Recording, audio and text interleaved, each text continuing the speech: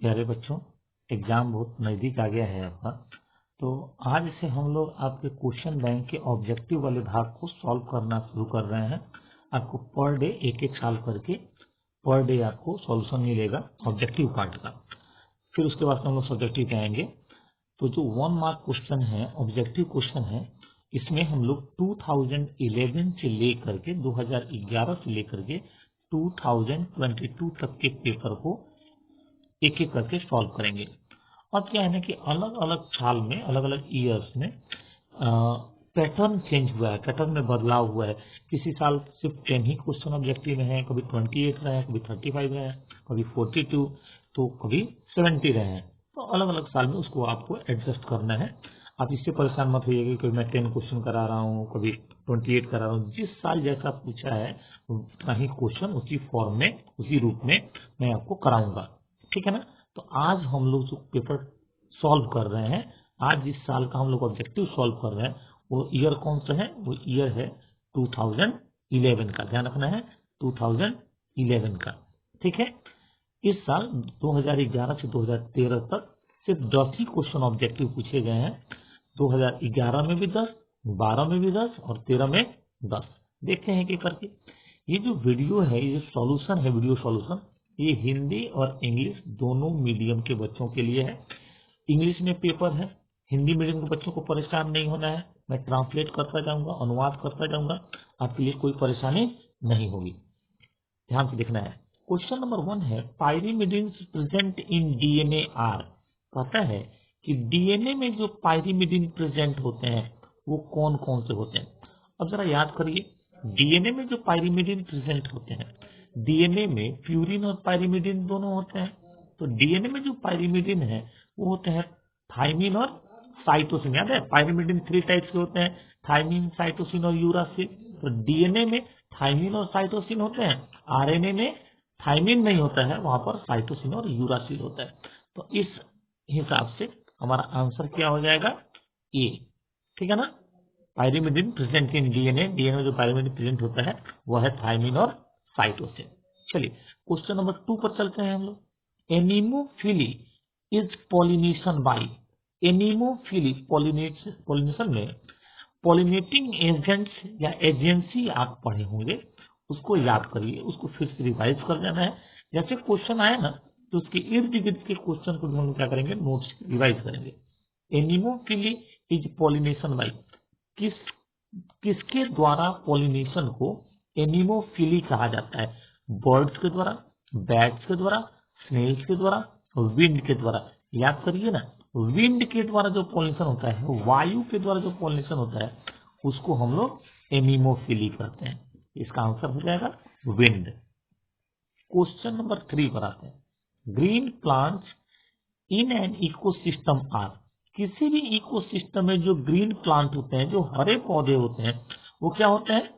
वो होते हैं प्रोड्यूसर। यही ना ग्रीन प्लांट हैं जो सोलर एनर्जी को, सौर ऊर्जा को ट्रैप करते हैं, पकड़ते हैं, फोटोसिंथेसिस करते हैं, फूड बनाते हैं, अपने भी यूज करते हैं और कंज्यूमर्स के लिए भी अपने में स्टोर करके रखते हैं। तो ग्रीन प्लांट इकोसिस्टम में प्रोड्यूसर होते हैं। क्लियर हो गया। नेक्स्ट क्वेश्चन पे आते हैं हम लोग। मेंडल सेलेक्टेड, मेंडल ने अपने एक्सपेरिमेंट के लिए जिस प्लांट को सिलेक्ट किया था, चुना था, वो प्लांट कौन सा है? ग्राम मतलब चना है, पाइनस है, टोमेटो टमाटर है, या फिर गार्डन पी है। तो ये प्लांट कौन सा था? मेंडल का चयनित प्लांट गार्डन पी था, मटर का प्लांट था। Next question, which one of the following is unisexual. अब यहां देखो, कहता है कि कौन सा, ये 4 ऑप्शन जो हमको दिए गए हैं, इनमें से यूनिसेक्सुअल, एक लिंगी कौन सा है? नहीं, मस्टर्ड, मस्टर्ड के फ्लावर बाइसेक्सुअल होते हैं। नहीं, चाइना रोज के फ्लावर भी कैसे होते हैं? बाइसेक्सुअल होते हैं, तो ये भी नहीं होगा। ठीक है।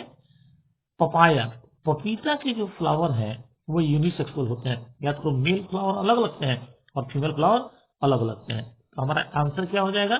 हमारा आंसर हो जाएगा, हमारा आंसर हो जाएगा पपाया। चलिए next question, which one of the following is correct food chain. Which one of the following is correct food chain, सही फूड चेन बताना है। तो किसी भी फूड चेन में हमेशा याद रखना है कि सबसे पहले प्रोड्यूसर, उत्पादक आएंगे, उसके बाद प्राइमरी कंज्यूमर मतलब शाकाहारी आएंगे और फिर सेकेंडरी कंज्यूमर मांसाहारी आएंगे। देखा जाए correct food chain, option A है ग्रास, व्हीट, मैंगो। अब देखो तो ग्रास और व्हीट ये दोनों कैसे हो जाएगा, दोनों तो प्रोड्यूसर ही है, ऐसे ही ऑप्शन गलत है ये। ग्रास गोट लॉयन, ऑप्शन बी ग्रास गोट लॉयन। ग्रास को गोट खाएगी और गोट को कौन खा जाएगा, लॉयन। ये तो ठीक लग रहा है। नेक्स्ट है गोट काउ ग्रास, ये भी गलत है, दोनों प्राइमरी कंज्यूमर है गोट और काउ। ग्रास फिश गोट ये भी गलत है, ये तो दो अलग अलग इकोसिस्टम को मिक्स कर दिया है। तो आंसर हो जाएगा बी। ठीक है, नेक्स्ट स्लाइड पे आते हैं हम लोग और देखते हैं। नेक्स्ट स्लाइड पे हम लोग यहां देखना जरा सा,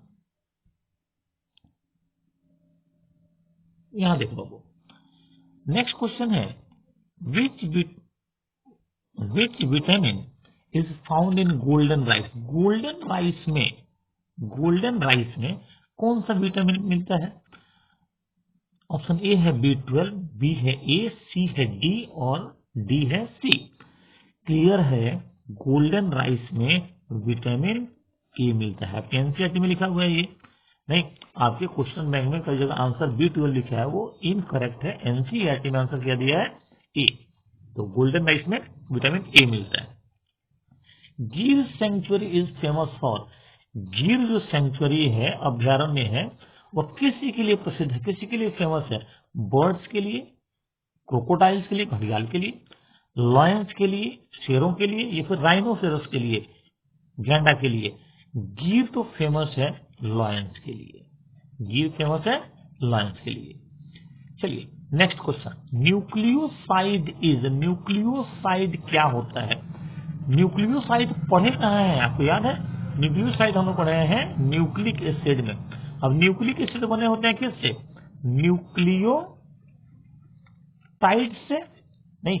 और न्यूक्लियोटाइड को जब हम लोग ब्रेक करते हैं तो इसमें निकलता है न्यूक्लियोसाइड प्लस कौन सा, बोलो, इसमें निकलता है फॉस्फोरिक एसिड या फॉस्फेट। अब इस न्यूक्लियोसाइड को जब ब्रेक करते हैं तो इसमें निकलता है पेंटोज शुगर और इसमें निकलता है नाइट्रोजनस बेस। तो अब देखो तो न्यूक्लियोसाइड में क्या क्या होगा, तो शुगर होगा या नाइट्रोजनस बेस होगा। ऑप्शन में खोजिए, देखिए option A sugar plus nitrogenous base, sugar plus phosphate, nitrogenous base plus phosphate, sugar plus nitrogenous base plus phosphate. Answer क्या होना चाहिए, बोलो। आंसर होना चाहिए